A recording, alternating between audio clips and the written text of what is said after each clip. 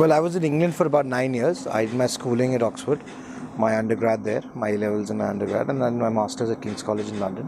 Well, we started almost 10 years ago with a regional channel and a Hindi newspaper called Aaj Samaj, and slowly it evolved into now 11 channels and a host of newspapers and digital products.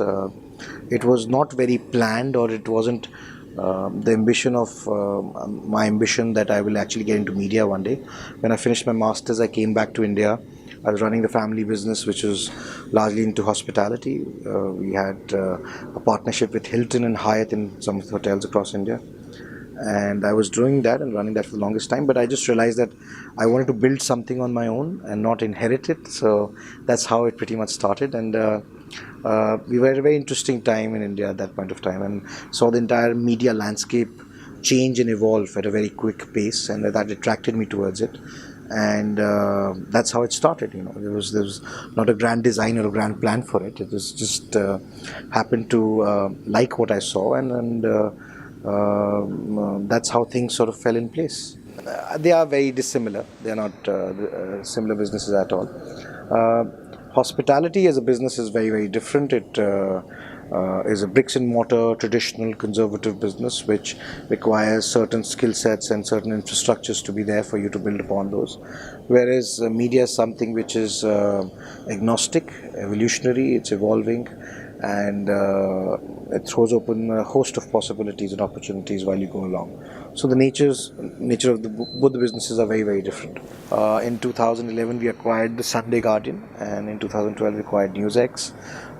We launched India News, the national channel, in 2011. India News has done very well. We're amongst the top 3 channels in the country today.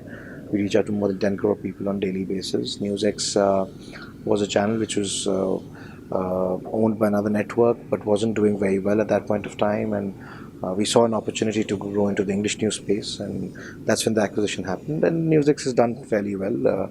It's largely a young channel for the generation next, and that's what we've stuck to, and that's what we've built upon. Acquisition was not the difficult part. It's actually making it happen. And there's no one set way or formula of making or turning around a business into a success story. Frankly speaking, a friend of mine asked me when I was acquiring NewsX that, you're acquiring it, what is it that you're going to do with it, and how do you intend turning it around? And I said, what, I really don't know right now, but we'll figure it out. And as things went along, we did manage to do that. So, it all worked out well for us. My mother, her name is Shakti as well, so that's the first thing that comes to my mind. Shakti is synonymous with women empowerment in a very traditional and a very Indian sense, in its true sense as we know of it. Because when you talk about Shakti, it's about power, and when you talk about power and talk about women in the same sentence or in the same manifestation, it's the same word which is manifested in 2 different ways. It's synonymous with the fact that how we in our tradition and our culture actually position women and how we see them, which means women means power, even in the most traditional sense. Well, I would say that it was no different from any other person. I think in a child's life, the most important role is of a mother, because they are the ones, she's the one who basically teaches you and sort of defines for you what is right and wrong. She sort of inculcates those beliefs in you, which later on becomes your personality and the person that you are. So I think a mother's role is the most important, and that's why it's synonymous with power, because for a child, the mother is the symbol of God and power in the same breath, and that's what she pretty much does for the children. So I think it's extremely important. It's the role of a mother is something which cannot be quantified or quantified by anyone, and we don't need even to spell it out. I think the role of a mother, the way we appreciate, is what we need to look at, not of how it is important. A mother can be very, very important for a person in all sorts of environments. I mean, I was just talking to a friend who was in the army, and who was just telling me that how an important a role that his mother played in his career, because his father was in the army, and to actually teach the children about how life is and how to see life, and not to be feared or be fearful of the fact that if their parents are fighting at the border or are fighting of somewhere, it was the mother who actually holds the entire front at home, and communicates to the children what is it that is important and how is it that they need to perceive life, and not to be fearful of it. And so I think mother has multiple manifestations. It comes out in many ways. It's very difficult to quantify one or two ways. I think I can very comfortably say whatever I am is largely due to my mother. I think it would be right for me to say, and everyone else, that whatever we are today are largely because of our mother, because she's the one who actually sets you on that path and on that journey where you take off. And when do you reach at certain point in your journey, I think it's very important to reflect upon it, and how mothers have played the most important role in honing and developing your personality as the person you are, the human being you are. uh, I think can't say it enough as far as the mother's role is concerned. All the credit goes to them.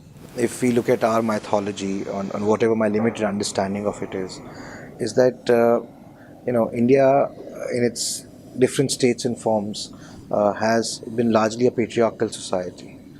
But when you look at many states like Kerala, which have already had the tradition of being a matriarchal society, one thing you can definitely derive out of what our history and culture and tradition and even mythology says, that as far as the woman or the women are concerned, they are the ultimate symbol of power and Shakti.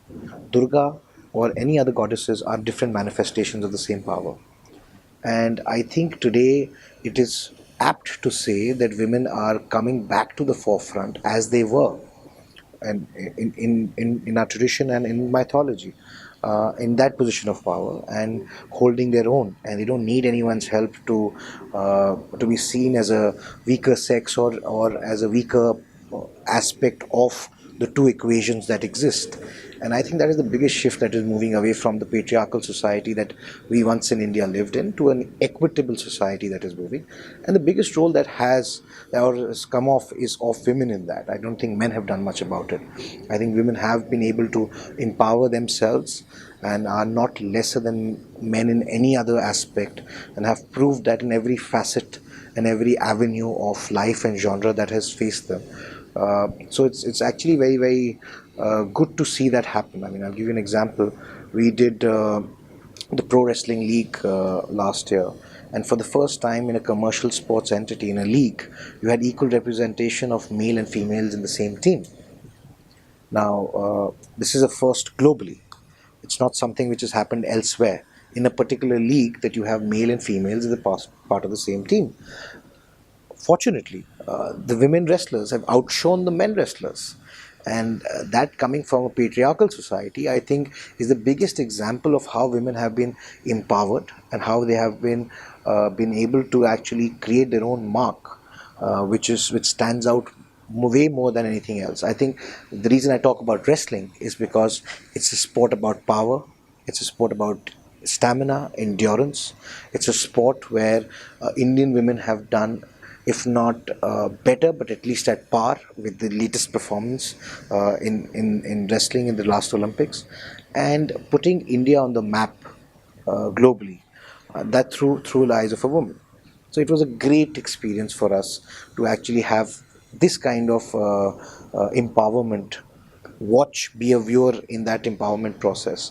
Another thing I'd like to mention was the first female Muslim wrestler who actually won a medal for the first time in the history in Olympics, who was also part of PWL, called Marwa Amri, who also played.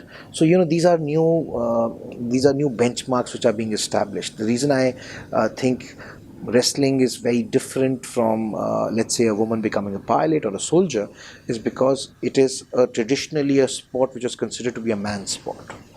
To create their own mark and to actually show their ability to perform is something which really breaks the final frontier, in my opinion. Received in a person's mind, and equality is not something which is only in the opposite sex. It is as much as in your mind as it is in the others. So when you perceive and respect a person for who they are and what they are, and nothing else, for the person and not the gender or any other biases that you might carry, that's equality for me.